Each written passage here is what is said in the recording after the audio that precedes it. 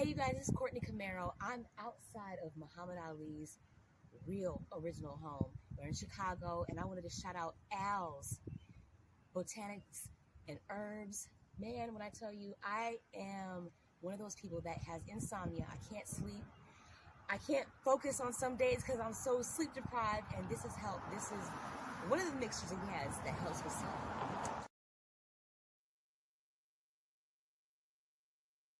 So this is in relation to possible ground troops invading Iran.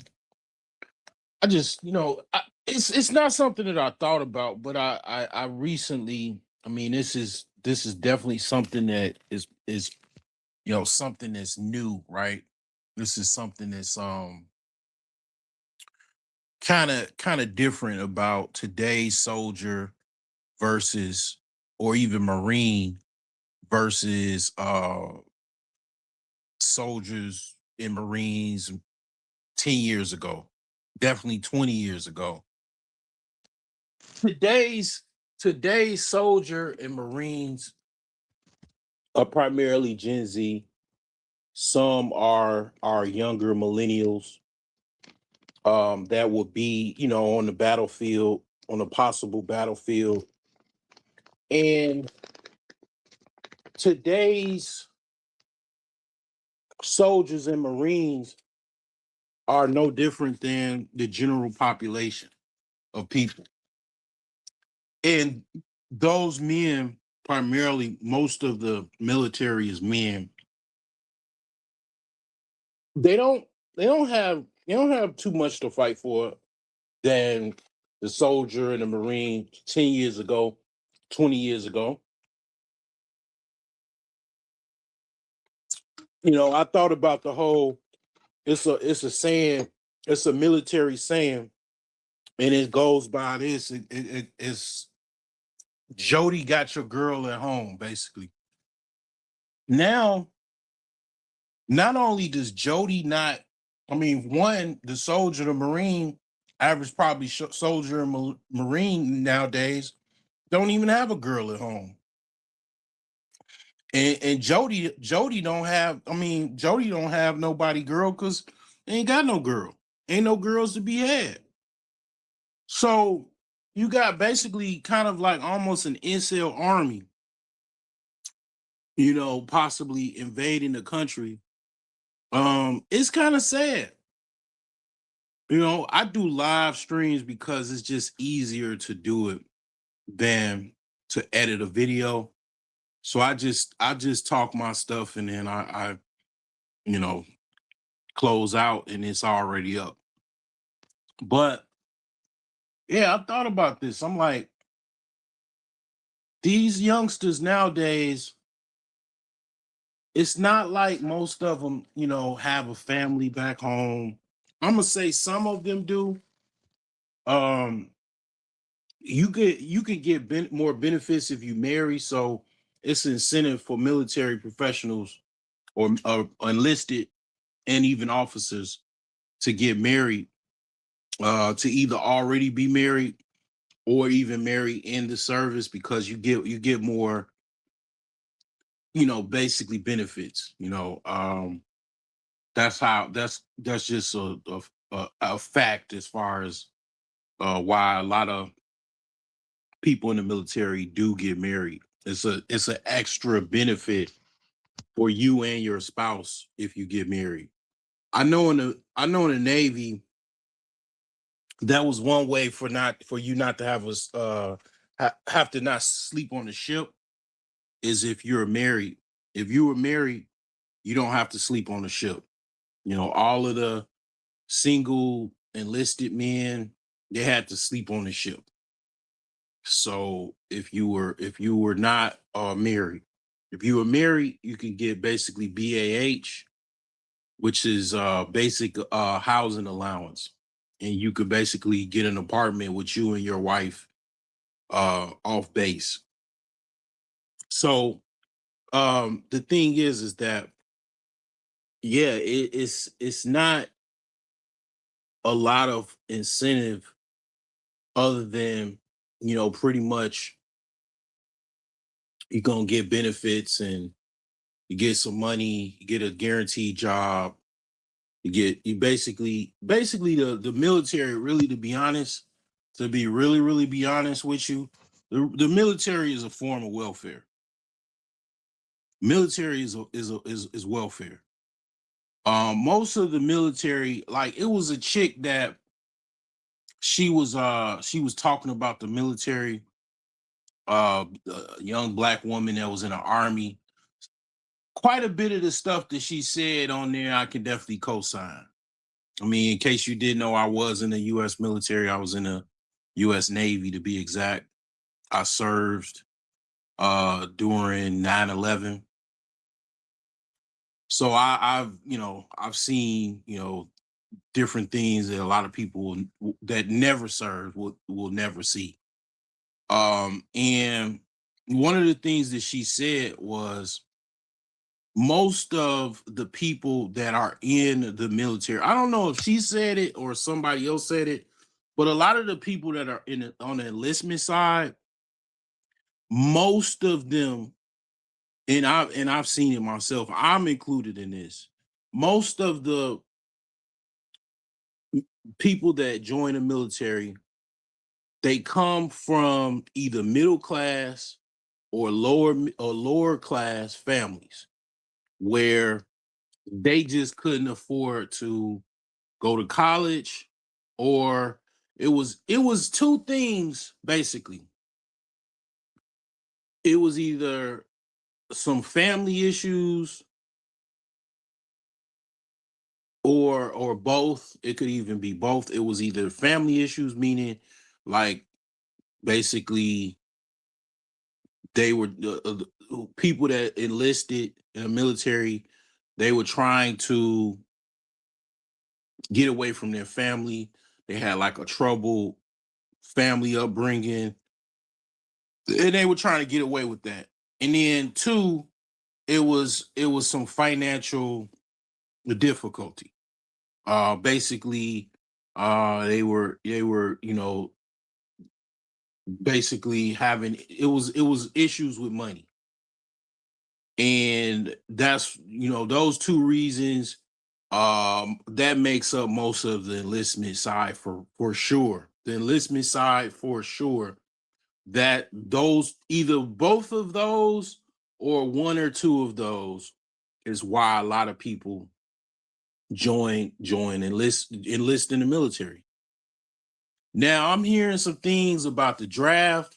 I even warned some people. I warned people, I think a year or two ago, and I mentioned that they possibly could be drafting people, because there's there's just not enough manpower to confront, um basically, I'll just say, other foreign governments, or you want to say, let's just say, for example, Russia, China, even Iran. The actual military force, as far as personnel, it's not enough. I'll just point to it. I'll point to this, right?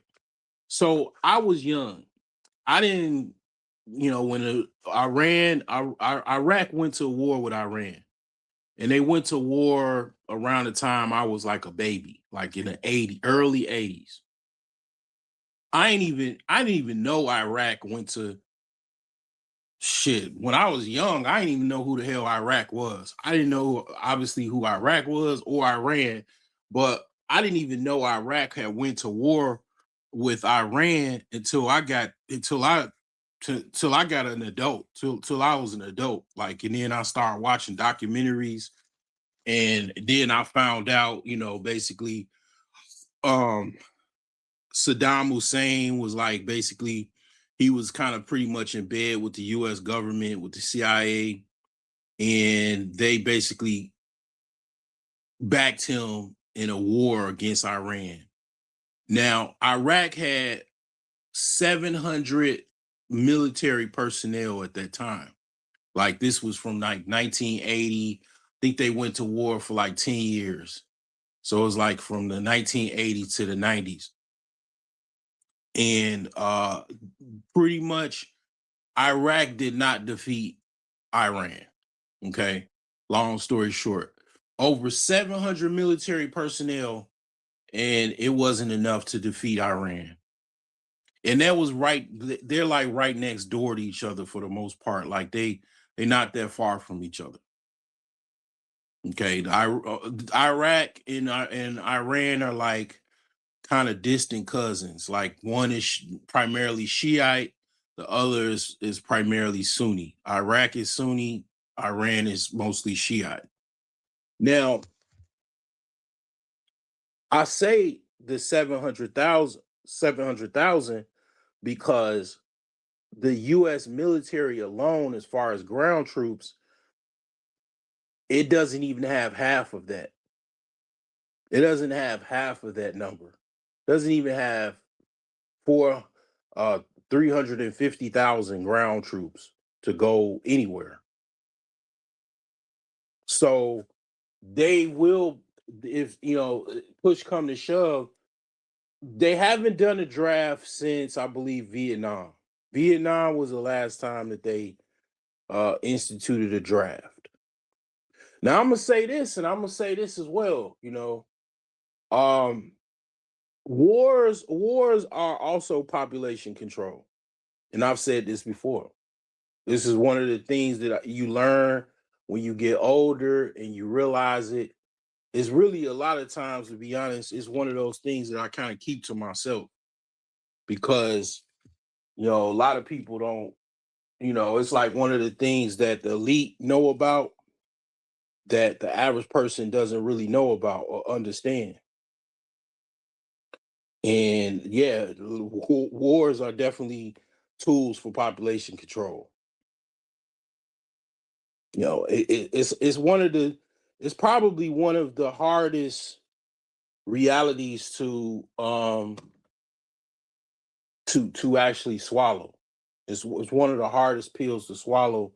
It's kind of black pill in a sense of a harsh reality that is reality. Is that wars are tools for population control or even population elimination if you want to even really be direct with it. So that being said, you look around America, man, you got a lot of, like I remember the older people talking about Vietnam.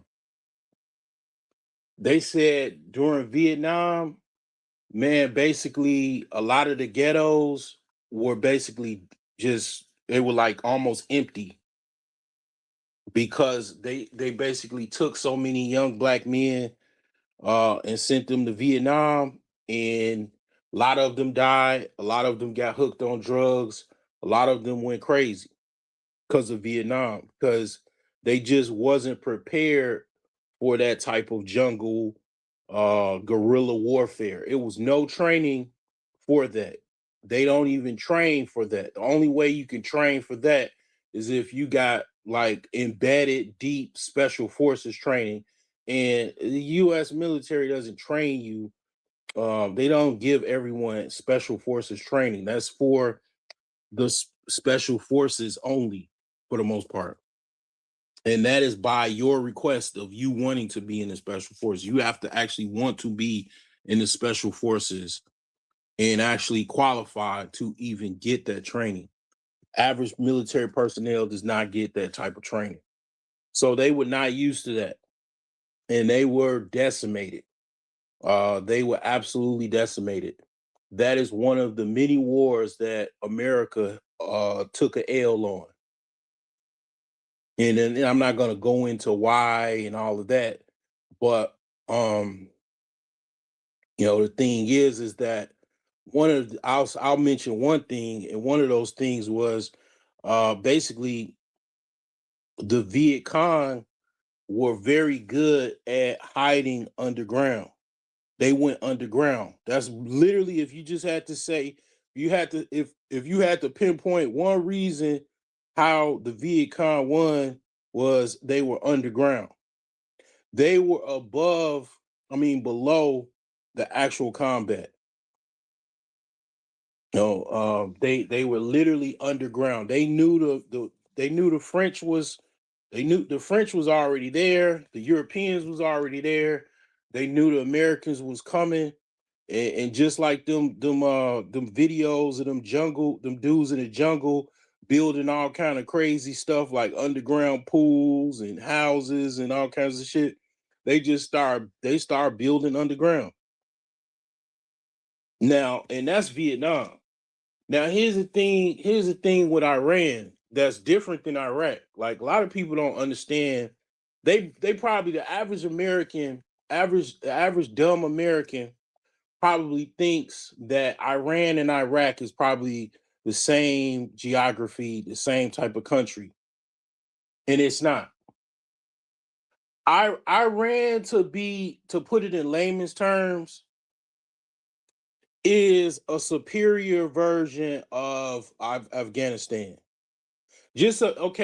Afghanistan is one of those wars where it was kind of a meaningless war, but it really the United States didn't win. The United States didn't win the war in Afghanistan. I mean, the objectives, okay, what? Killing Osama bin Laden, okay, fine. Okay, I don't know what else they did. But basically that was not a win for the United States because what you know, they couldn't win. Okay. The mountain terrain that Afghanistan lies on is a weapon within itself. And that weapon has decimated kingdoms as old as going back to Alexander the Great. The early I think they were the Spartans, but it was I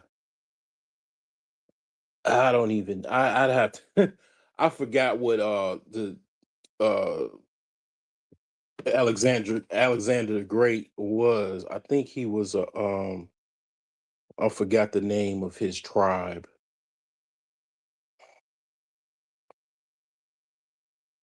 It wasn't the Spartans.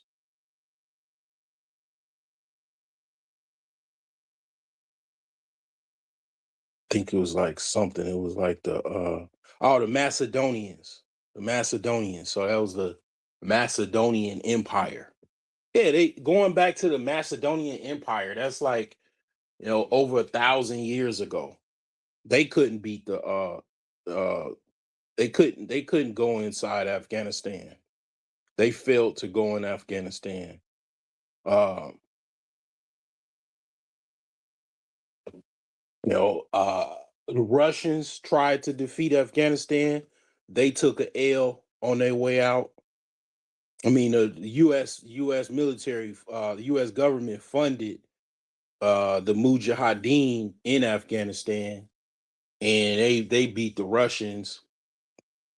And then Americans went in there after basically 9/11, and it was like one of the longest wars in U.S. history. And they could not defeat they could not defeat them, man. I mean, like mountains can withstand a direct nuclear bomb. I mean, they could literally. I mean, it'll probably bust up some of the mountain, but it could withstand literally the most powerful weapon known to man, which is a nuclear bomb. That's how powerful a mountain is. And they literally Afghanistan is literally the whole country is on a mountain range. Okay. And basically that's the same thing with Iran. They literally are the entire country is surrounded by mountainous terrain. And you got to understand, Afghanistan, okay, the Russians did the same thing to the Americans. They supplied the Taliban with weapons. And then that was enough to stave off the Americans and fight off the Americans for as long as they did, and they eventually gave up and went back home. I mean, you see the whole plane taking off, and then people were trying to hold on. It was absolute carnage. Now imagine some poor ass, broke ass, boy humping, booty wrestling Afghanistan Taliban's, right? Now, Iran is not so much broke like that. They don't they don't have financial problems. They're not broke. They're not dusty bums, right? They have superior weaponry. They've proven that they've had superior weaponry with their continuous missile assaults on Israel. They knocked out billions of dollars in equipment. Is racking up, like, literally Iran is driving up the US deficit by all of those basically military strikes that they've done. They've knocked down 2 F-35s. And the US media is not reporting this as well. They're not. It's a complete. One of the things that one of the things that I find about the media that's tripped out now, it's not like they not even trying to uh basically present anything. It's just almost like a complete blackout as far as media. In order to get accurate media, you have to literally go to like Al Jazeera or a foreign media outlet to actually find out what's going on, because it's a basically media blackout. So the thing is this: you don't have enough troops. So that's where I believe that there possibly, very, very strong possibility that they will initiate some type of draft. And it's a case for it because, I mean, well, obviously they don't have enough troops. And you got to understand, they tired of dealing with all of these the elites want to clear out all of these guys in America. That it's a lot of guys in America that they basically, I'll say this, kind of undesirable.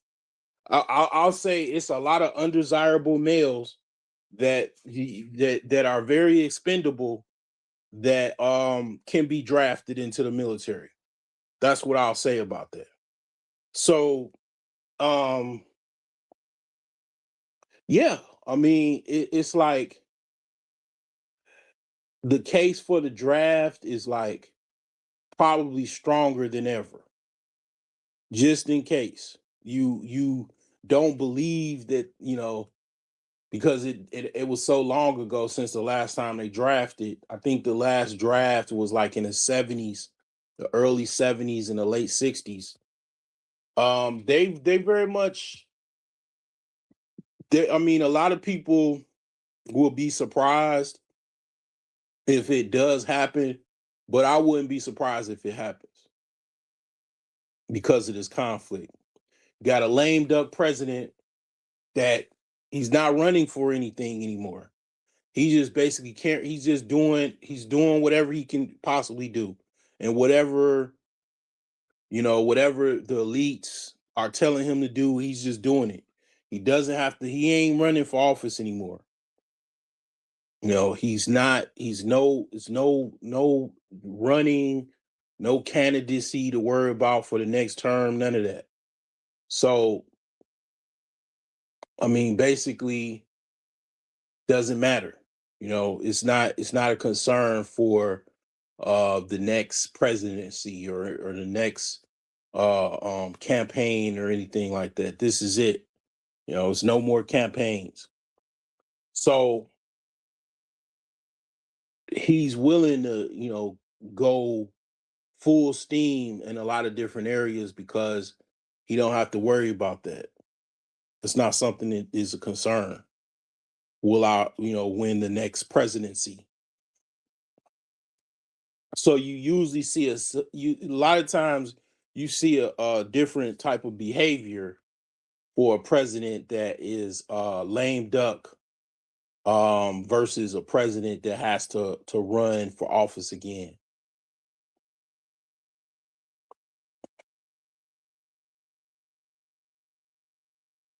And then you got to understand the average person that's in the military now is a Gen Zer, a younger millennial that has the same statistics that other Gen Zs and millennials have.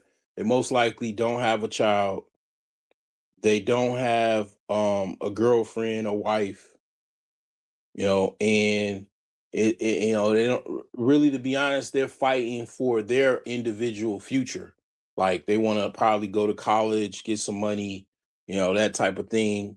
These people over in Iran, they fighting for their country. They fighting for religion. They fighting for tradition. Like they got an old history going back thousands of years ago. I mean, it's I man, I wouldn't, man, if my children, I would not want them to be going over there to be fighting for anything. I mean, that's just me just saying that. Just I would not want my loved ones to be going over there fighting for nothing. But that's the power that the person in the high places have that I don't have. Okay. So whatever I want, it doesn't matter when it comes to the grand scheme of things. But I'm just saying, this is a very different type of military. It's a different type of person than 10 years ago, 20 years ago. Just a different type of person, different type of family dynamic. Um, a lot of these men are probably most likely a good portion of them were probably even raised by a single mom. So the military is good. It's good for them to get a male, to be around other men. To have some type of male guidance and experience, but it's other ways to go about getting that. But at the same time, this is not a good thing. This is not a good thing. I mean, like I say, I mean, Jody don't even have Jody don't got your girl because you ain't got no girl. Average military personnel that probably didn't even have no girlfriend, have no fiance, no wife. So they just fighting off the strength of their individualistic endeavors and desires. Almost like uh um a mercenary, you know. Um so we'll see what's gonna happen. Gas prices are going through the roof, I heard. Um Last time I went to the pump, it was like $3 and some change. But I don't really go too many places, so and then my car I have a 4 cylinder, so I can put $10. I could put $10 in my tank, and I could drive for a whole week. I work from home mostly. I don't really Most of my daily travels is probably just going to the grocery store and back, going to, the post office, just local driving. Like I'm not sketching, going cross country or anything. I just go, the biggest trait that I have to go is go see my children. Okay, I might have to burn that whole $10 whenever I go see my children, and then come back home. But for the most part, I can afford that. Like that's, if it goes up to $4 or $5, I can deal with that. But that's just me. Like, what about everybody else? Everybody else, I don't know how they're gonna deal with $5 gas and all of that. Now, from what I'm hearing, gas is going up in different parts of the country. Is different prices. I don't know. But it's I'm even hearing that people with EV vehicles are paying more for electricity. So not sure how this is gonna go, but it's not going good. It's definitely not going good. This is a battle. This is a battle of the elites. You know, the elites want a one world government. If you notice, they're going against everyone that doesn't want that one world government. They already got um Venezuela under wraps. They've they've managed Afghanistan, but Afghanistan is Afghanistan. They've already dealt with Iraq. They don't really mess around with North Korea. China, they got kid gloves dealing with China. In Russia, they, pretty much, they pretty much at the throes of actually engaging with Russia, but they trying to manage that situation with Ukraine. And Iran is like this is up next. Iran is got a lot of oil and it's bypassing that one world elite cabal that's running the world basically, and they're going against those that defy. And Iran is one of those countries that is defying that one world government and what they want. And they're talking about sending ground troops. I mean, it's like almost like I was hearing they were talking about Epstein, and then if you notice, they're not really talking about Epstein anymore, right? Soon as those missiles start flying, people are talking about other things. They ain't talking about Epstein no more. How convenient. So the thing is that these things were going on, like I said, before I was born, when I was a baby. It's been going on my whole life. I mean, they've been, they were like I said, at one time they was trying to they used Iraq basically to go in Iran. It was a complete bloodbath. Over a million military persons, basically a million casualties was from that war with Iran and Iraq in the 80s. Over a death toll of over a million.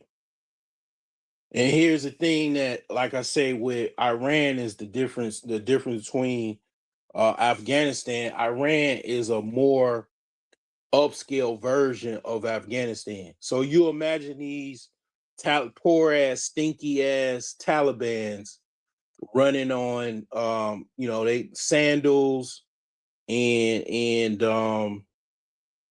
thobes and sandals. That's the the garment that they wear, like the customary dress. A lot of Muslims they wear thobes. So they got AK-47s, RPGs, thobes, and sandals, and barely a pot to piss in and a window to throw it out of. And they were able to beat the Americans back enough for over almost 20 years.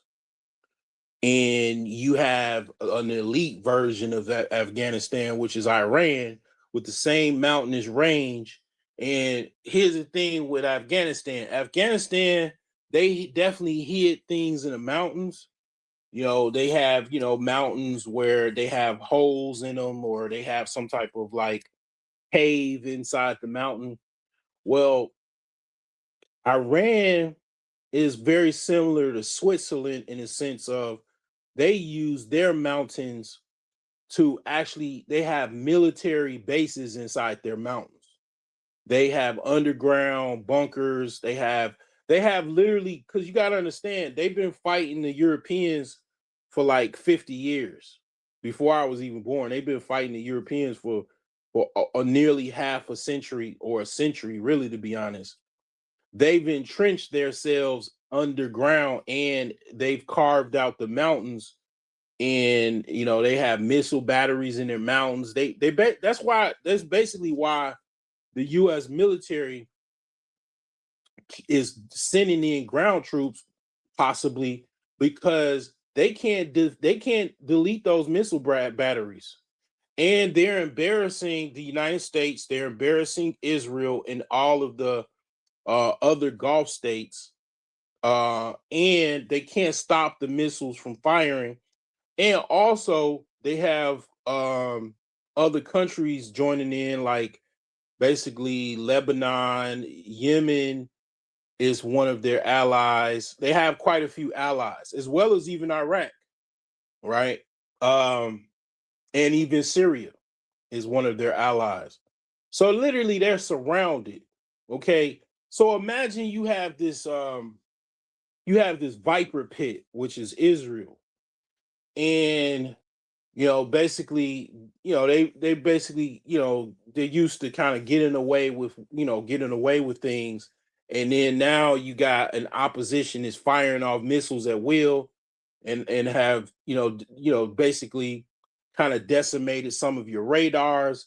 They've destroyed planes. They've knocked down 3 F-35 planes, which each one of those planes, each F-35 is, I believe, over $200 billion each. Let me look exactly how much the F-35 is. It's an expensive motherfucker. It's one of their most expensive projects.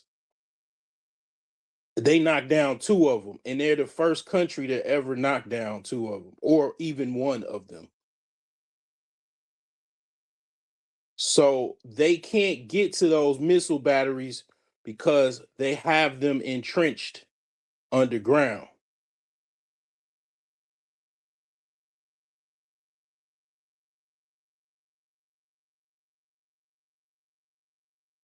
I was grossly overestimating the cost. The actual program itself for the F-35 is 2 trillion, but each F-35 is around $80 million. I mean, well, no, 100 million. 100 million. Not to say, I mean, 100 million is still a lot of money. They knocked down 2 of them. Okay. And they also knocked out a radar plane that had an estimated value of $500 million. And they had casualties aboard that plane. It was a aircraft, it was a radar plane that they knocked down. So it's like, basically, this is nothing nice. Okay. You think Afghanistan was something. Iran is like, probably what I'm saying is Iran is Afghanistan on hard mode. It's like it's an advanced Afghanistan. And Afghanistan, it wasn't necessarily a bloodbath for troops, for the US military, but I mean, they maintained it with relatively low casualties compared to other wars like Vietnam, Korean War, World War II. But you got to understand, like, this is an advanced version of Afghanistan. That's what you're dealing with when you're dealing with Iran. So, I hope that there's no ground troops. I hope that this is called off. I mean, they bombed Iran a couple years ago, I think. And then it was, they came to some type of truce or whatever. I hope that this is a longer version of that. But who knows? They're talking about sending in ground troops. They already sent in, I think, 5,000 Marines. already, and that they probably sent some more troops. So you got to understand. I mean, this is a different type of troop nowadays. These troops, they ain't a lot of them. You know, back in Vietnam and Gulf War One. Like, people have families, people had kids, they have fiancés back home, girlfriends. Average soldier don't have that. The average modern day soldier that's a Gen Zer, millennial, they ain't got no family they fighting for. They ain't got no kids waiting for them like that. I mean, some of them, but it's not the standard. Jody ain't got your girl because you ain't got no girl. You got more.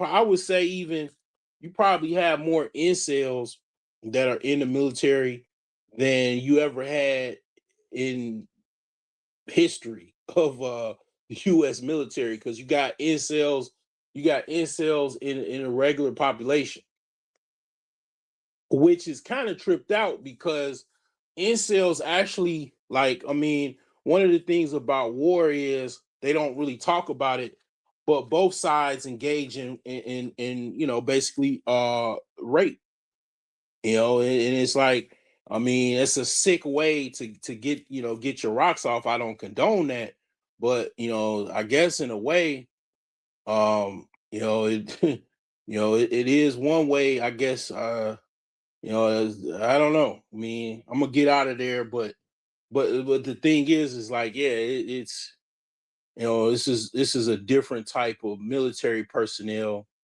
10 years ago versus 20 years ago, even 30 and 40 years ago. Different type of personnel, military personnel. Um, I mean, I just, like I say, I hope that there is no ground troops because I just don't I I don't want I hope that I'm wrong as well. If there is, I hope that I'm wrong. I hope that it's not a bloodbath. I hope that it's not like that, but it doesn't. It's just like putting in a bum ass ticket on betting for a bum ticket. You if you go open up, sports book, you put a janky ass play because you think something's gonna happen or whatever. You think your player is gonna, hit 20 points, and then he only has 8 points the whole game. And you thought, oh, because your player is gonna, no, it didn't happen the way you thought. It happened.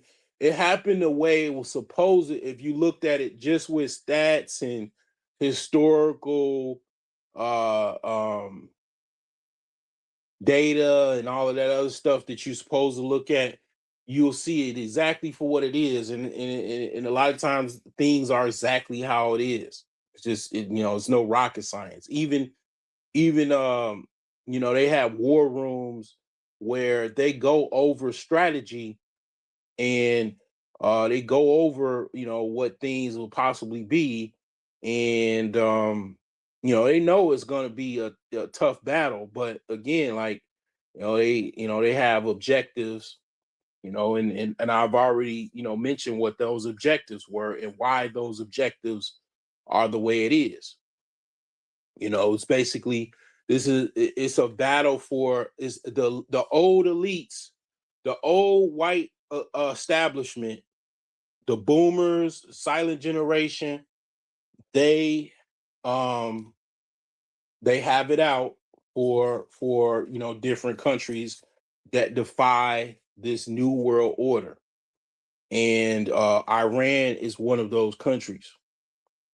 And they, for hook or crook, they want to clean house.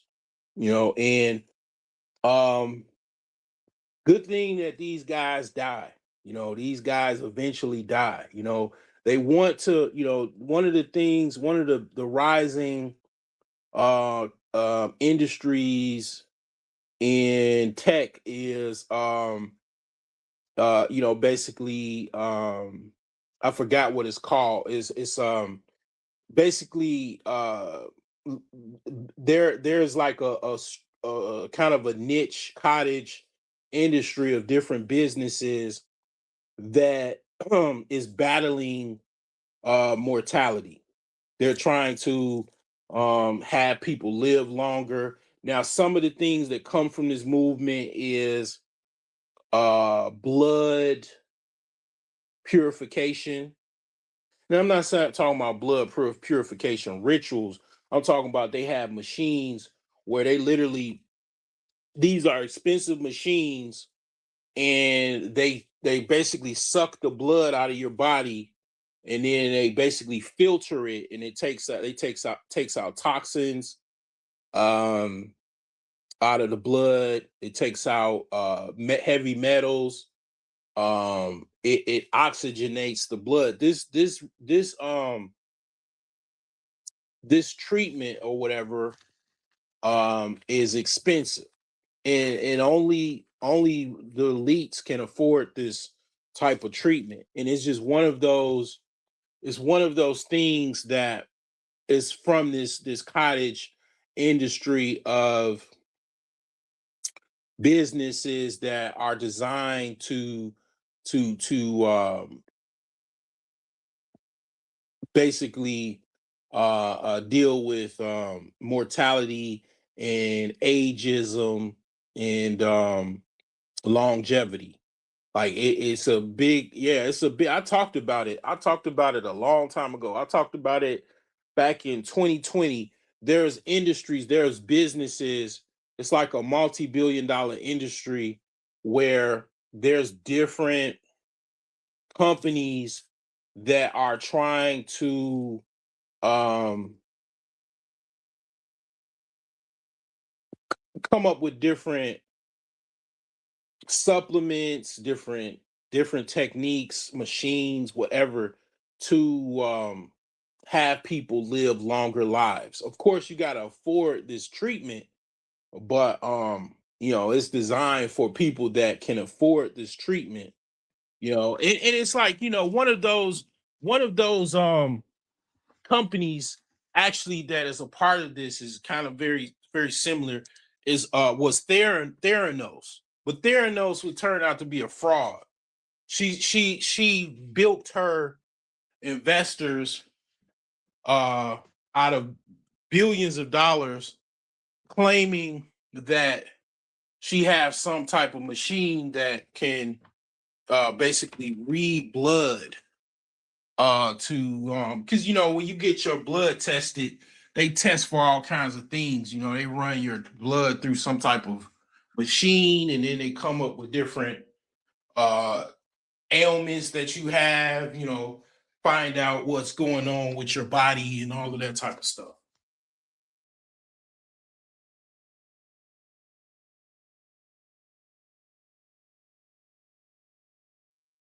So that's what these old elites are trying to tap into, because when they die, evil fuckers die. It's like they gone. Then it's like they want to try to live forever so they can have everlasting life, and shit. So that's why the thing is that these motherfuckers can't die fast enough. But a lot of them live a long, long life, and the scourge that they bring to the earth is it's just diabolical.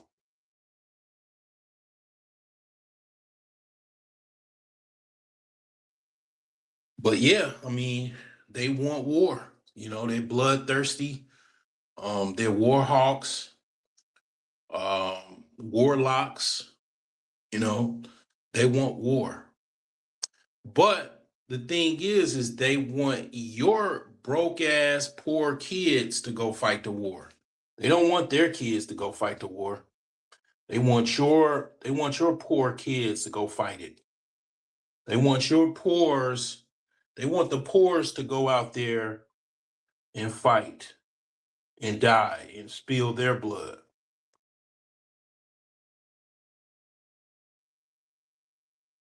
So, this is just, just my thoughts on the process. I mean, I don't expect anybody to be up too much. I mean, it's late at night. Um, Hopefully, this thing, pretty much dies down and, it come to some, some type of normalcy. But we'll see. People are they got prediction markets and all that type of stuff, man. People making a whole bunch of money predicting different geopolitical things or moves or whatever and all kinds of stuff. Um, People are, buying oil and all of that type of stuff. People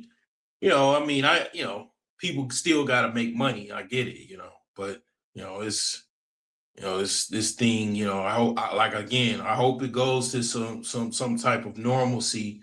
But if there is some type of ground invasion like there was in Iraq, it's gonna be a lot of protests. A lot of people are gonna protest. Um, a lot of coffins with American flags are gonna be involved in this. And you know,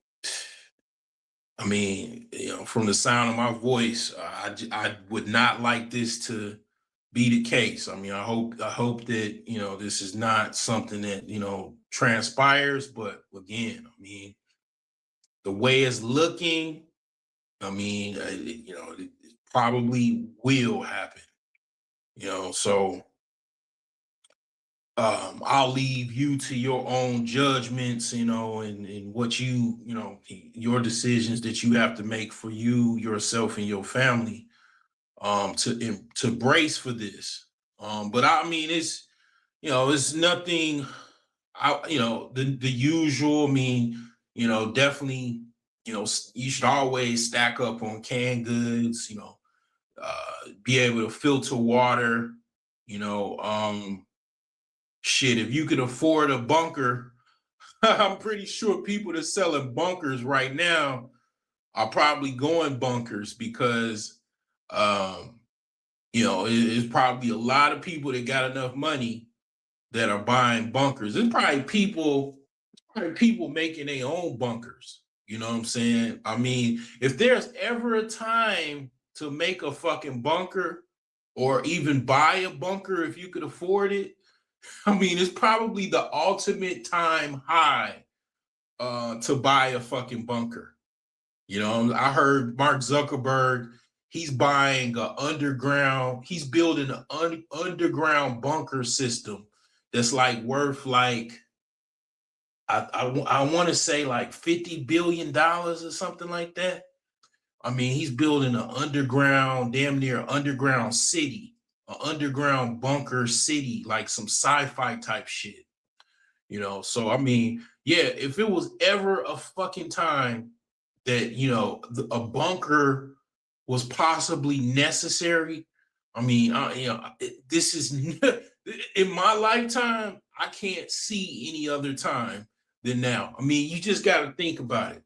You got Russia and China, basically engaging with Ukraine in the Europeans, the Western Europeans. Then you have this mess that's going on. You basically have a Middle East serious heavy conflict going on with Ukraine going on, with other hotspots around the globe. Literally, I'm sure people that's selling bunkers or building bunkers are busy as fuck right now. I'm almost certain of it without me doing any research, nothing. I could just basic, just logic. I know they're building bunkers like crazy right now. I mean, like bunkers are expensive. I don't know how much they cost to build and all of that. But I'm pretty sure those that anyone that probably has north of $1 million or more is probably trying to build one for them and their family. Because it is just going crazy with all of these things, going on. And meanwhile, back in reality, America is still fucked up. The economy is still jacked the fuck up, right? They want, I mean, this is heading towards sci-fi, Hunger Games, Elysium, you know, fucking The Road, all kinds of fucking sci-fi thrillers, apocalypto type shit that's building up in America. I mean, AI is, they building data centers and they laying off motherfuckers left and right because of AI. They don't need that many workers. They don't want to, they not paying people. The average unskilled laborer is making fucking peanuts, barely able to survive, not able to pay rent. Homelessness is fucking on the rise. Housing costs are unaffordable for a good portion of the average day American. Gen Z is getting degrees and joining the unemployment line. Everything, every aspect of life is just a higher cost. It's like, man, I mean, at the end of the day, this has all the makings of a sci-fi thriller. This is a sci-fi reality. It's not even a thriller anymore.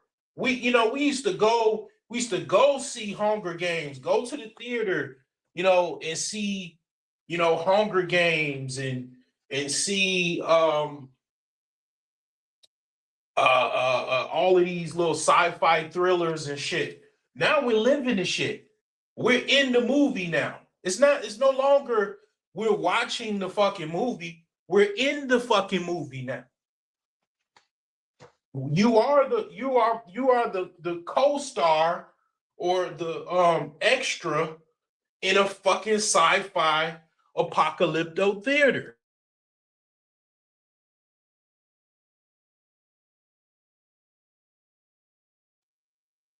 You're in the movie, and it's like it's I hate to be the alarmist and all of that, but tell me I'm fucking lying. That's all I need to hear. Am I lying? Am I making this shit up? I already joined the military. I already went. My crazy ass already joined up. Back in 9/11, before 9/11 happened. So I know what the fuck I'm talking about. Nobody can say, oh, you just, you don't know what the fuck you're talking about. I know more of what the fuck I'm talking about than the average motherfucking person that's never stepped a foot on a fucking US base or boot camp or anywhere. Even I wasn't even in that long, but even being in the military, I'm part of a club of a few people that basically went through boot camp, got out, and actually went to the fleet. I was on the oldest aircraft carrier in the U.S. military that's no longer, that's basically now decommissioned, the USS Kitty Hawk. I was on the fucking Kitty Hawk during 9/11. I'm overqualified to talk about what the hell I'm talking about. But, again, this ain't the time to go jump off the window, the cliff, or get your sidearm and put it to your head. I'm just saying, don't give up. this is what's going on, like it or not, and warning you what possibly might come to the future. And again, I mean, I ain't giving up. I mean, this shit has been going on. It's just progressing. It was going on before I was born. It's just it's a battle. It's human competition. These elites. Um, it's no class warfare going on in America. People still believe they can get rich. They still go to work with the hope that one day they'll possibly be an elite themselves. I get it. I even talk about that shit, but at the end of the day, um, I do think that this thing is gonna it's going to keep progressing, and what you're gonna start having is you're gonna start having actual class warfare. And it's not happening because the average American is basically deaf, dumb, and blind. They don't know what the fuck is going on. They just wanna, they going shopping tomorrow. They going to the Gucci store, Prada. They going to Bloomingdale's. You know, looking out for the latest fashions. Like they don't think anything of it. Even though they're in credit card debt, they got student loans, they got mortgages, car payments. They just going along. Like, it is what it is. Most people are still working. I don't know the percentage I don't know what the unemployment rate versus what the true unemployment rate actually is. From what I'm hearing, the unemployment rate has risen since last month. But you got to understand the amount of people that still believe that there's some type of, you know, future and hope for wealth in America and wealth equality in America or whatever. I mean, it's a lot of people that they still believe everything is going to be what it's going to be and they're going to hit the lottery one day. That's the average person's mindset.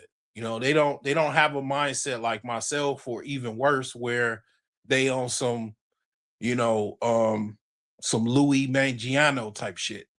They not on that.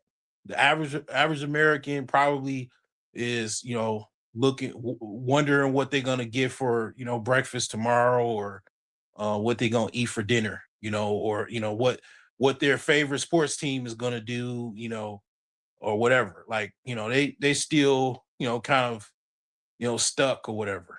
And I mean, it is what it is. I mean, I get it, but I'm not giving up, and that's what I'm saying. Like, I don't want you to give up. I don't want you to take my words and feel depressed and want to just jump off the bridge. Nah, I mean, it's just a fight. This fight, but what I'm trying to say to you is this fight is what it is, but you got to understand the oligarchs um are the ones to blame, you know, and the ones to be looked at, and with the side eye and the death stare, not anything else. Your actual hatred and dislike should be directed towards them. And what I'm seeing is mostly people they're not directed toward that. They're not in that type of realm where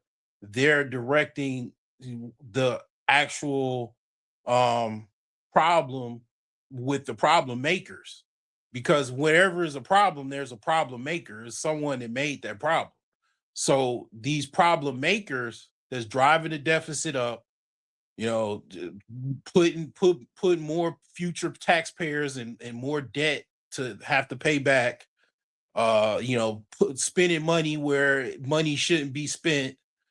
um you know those problems came from some source, and it came from somewhere. It came from particular people, and these people are problem makers, and nobody hardly talks about them or addresses them, and focuses in on them. And that, it's like it's kind of tripped out to me, you know, and I could tell damn near you have to be considered conscious or woke to actually even um be on a level to even look at them, because most people are just um just kind of like just sheep or lemmings, or just kind of just zombies, to the point where they don't even point they don't even point at the problem makers. They'll either just point at the problem and then talk about something else and all of that.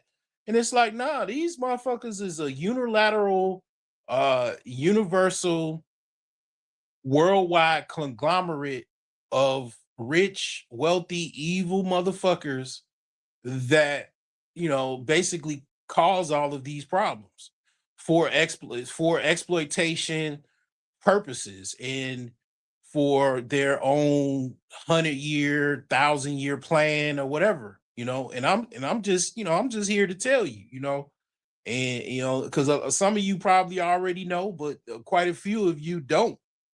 And it is what it is, a battle, and I'm aware of the battle, but a lot of people, I know they're not. But that's why I take the hard stances I do. Like, I'm not trying to go out here and play this game and make other people rich that's already rich. If anything, I'm trying to make myself rich, not other people rich, but I'm very it's very few people like myself. Most people don't, they're not on that type of time. But I'm just, this is just like a wake up call, warning. That's it. I mean, you definitely probably, I would say, in closing, obviously, get everything equipped, get everything ready. I mean, you gonna, definitely probably want to make sure you have, enough power tools, with enough, ammo to go with it. You might even want to learn how to make ammo. It's, just to be prepared. It's better to be safe than sorry, because it's gonna be a lot more people crashing out. If nothing else, it's gonna be more crash out. The more the economy is fucked up, the more people don't have money, more people don't have jobs, can't work, and all of this, they're gonna crash out, and they're gonna be looking for someone to crash out on, because they feel like they gotta survive. So they gotta, rob, steal, kill, burglarize your home, carjack. So even, you ain't necessarily gotta worry about the elites carjacking you and robbing you, but these like other crash outs that can't survive this economy. See, I know how to survive this. I don't, you know, I have very one of some of the ways, most of the ways that I survive this is kind of being a combination of being budget aware, and also frugal, and just maybe more asset focused than liability focused. Just very general financial principles. Like, most people don't have those. It took me decades to get to that point. These people are not, they don't think like that. They're just spending money, and then when they don't have any money, they crash out. Not everyone crashes out, but a lot of people do. And they don't know what else to do but crash out. And the people that's gonna crash out are the people that your next door neighbors, the people that live on your block, the people that live in your neighborhood. It's not gonna be the elites that's crashing out on you. They're the byproduct of what the elites are doing. They just the victims of that, and they're gonna crash out. And they're gonna try to take whatever you got. And it happens every day. I'll close you out with a story.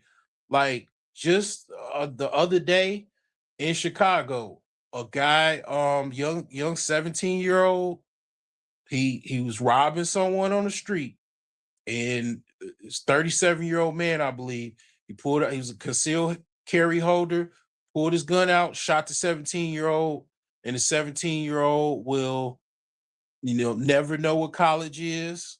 He'll never experience raising a family or anything, he's gone. I